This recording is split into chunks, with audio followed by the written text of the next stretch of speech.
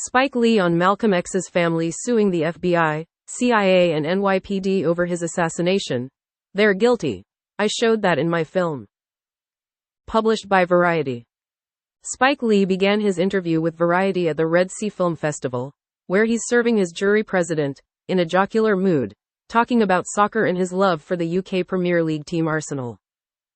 Asked whether he'll be in Saudi Arabia for the 2034 FIFA World Cup, he laughs. The key question is whether I'm still alive. I'll be 77 in 2034. But if I'm around, I'll be there. While attending the Red Sea Fest, Lee accompanied Vin Diesel and Michael Douglas to watch Cristiano Ronaldo's Al Nassr play against Al Ittihad. This is Lee's third trip to Saudi Arabia, after his first visit in 1991 to secure permission for an all-Muslim unit to shoot in Mecca for his biopic, Malcolm X, the first time that a non-documentary film crew was allowed to shoot in the Holy City. He returned in 2022 to watch the pic's first public screening in the kingdom, during the second Red Sea Film Festival. It was 60 years ago, in April 1964, that Malcolm X traveled to Jeddah to start his pilgrimage to Mecca, the Hajj.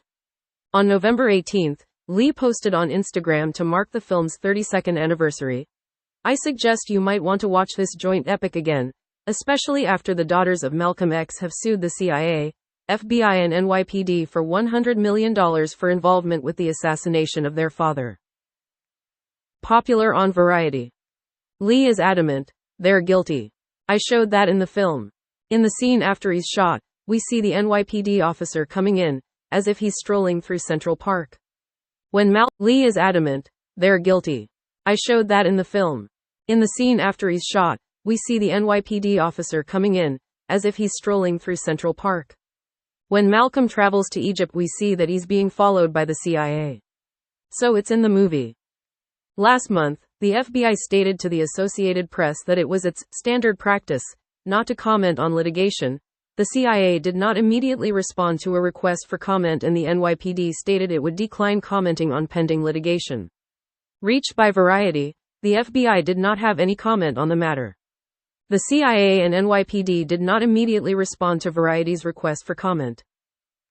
Lee said that serving as jury president this year, and watching the 16 films in the official competition, has given him different perspectives on how filmmakers see different parts of the world.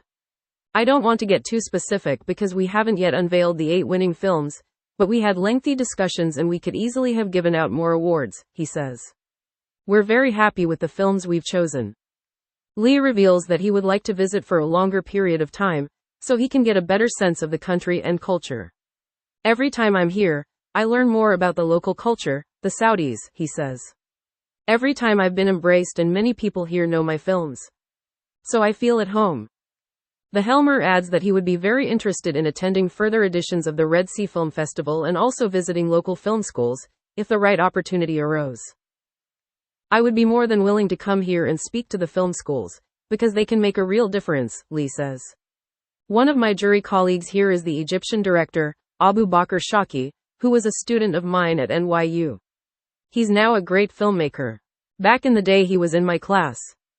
Asked about his next projects after finishing Highest to Lowest, his reinterpretation of Japanese director Kurosawa's 1963 crime drama, High and Low, Lee refrains from revealing any details. Here's the thing. I'm very superstitious to talk about things until they actually happens, he says. I've heard a lot of people over the years saying, I'm doing that, I'm doing this. That's their choice, but for me I just like to keep it close to my chest and let stuff happen. His daughters sue F.B.I, fraudulent concealment and cover-up. Daughters sue F.B.I, C.I.A and police. This article is by Harubi Miko and read by an automated voice. Nearly 60 years after Malcolm X's assassination at the Audubon Ballroom in Manhattan, his family filed a federal lawsuit on Friday claiming that the New York Police Department, CIA, and FBI played a role in his killing. The suit, filed in Manhattan, claims that the agencies knew about threats against the civil rights leader, but failed to intervene on his behalf. It says that they had intentionally removed their officers from inside the ballroom before he was shot and left him even more exposed by arresting his security detail in the days before the event. The family also claims that the agencies engaged in fraudulent concealment and cover-up after Malcolm X's death by keeping information from his family and hamstringing efforts to identify his killers. 3 men were arrested and convicted in the killing, but after spending more than 20 years in prison, 2 of them, Muhammad A. Aziz and Khalil Islam, were exonerated. The third, Thomas Hagen, was paroled in 2010. It has taken us a long time to get to this point, Ilyasa Shabazz, Malcolm X's third eldest daughter, said on Friday at a news conference announcing the suit. Ms. Shabazz said she and her sisters were grateful for the help of a legal team led by Ben Crump, who has become the go-to lawyer for families of Black people killed by law enforcement, as we seek justice for the assassination of our father and that the truth will be recorded in history. The suit seeks in excess of $100 million in damages. The police department and the FBI declined to comment Saturday. The CIA's press office did not immediately respond to a request for comment. Born in Nebraska in the 1920s, Malcolm X rose to prominence in the Nation of Islam, the Black nationalist group, and became an at times controversial but fiery and persuasive leader. A year before his killing, he had left the Nation of Islam and started the Organization of Afro-American Unity. On February 21, 1965, as he began to speak in Washington Heights about the new group, 3 gunmen rushed the stage and shot him in front of his pregnant wife and 3 of his daughters. For decades, historians cast doubt on official accounts and on the guilt of Mr. Aziz and Mr. Islam. A joint investigation by the Manhattan District Attorney's Office and lawyers for the 2 men found in 2021 that prosecutors, the police, and the FBI had withheld key evidence at the time. It also found that authorities knew that the Nation of Islam had been targeting Malcolm X. Days before Malcolm X was killed, his family had escaped a firebomb attack on their home in Queens. A bomb had been thrown into the nursery where his 4 young daughters were, Ms. Shabazz said Friday.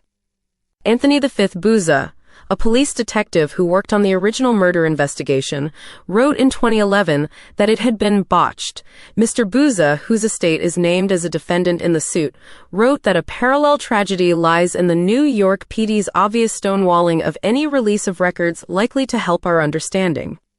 The actions and inaction of the law enforcement agencies led to the conditions that allowed the gunman to kill Malcolm X, the suit claims. For decades, Malcolm X's wife, Betty Shabazz, the plaintiffs, and their entire family have suffered the pain of the unknown, the suit says. They did not know who murdered Malcolm X, why he was murdered, the level of New York PD, FBI, and CIA orchestration, the identity of the governmental agents who conspired to ensure his demise, or who fraudulently covered up their role.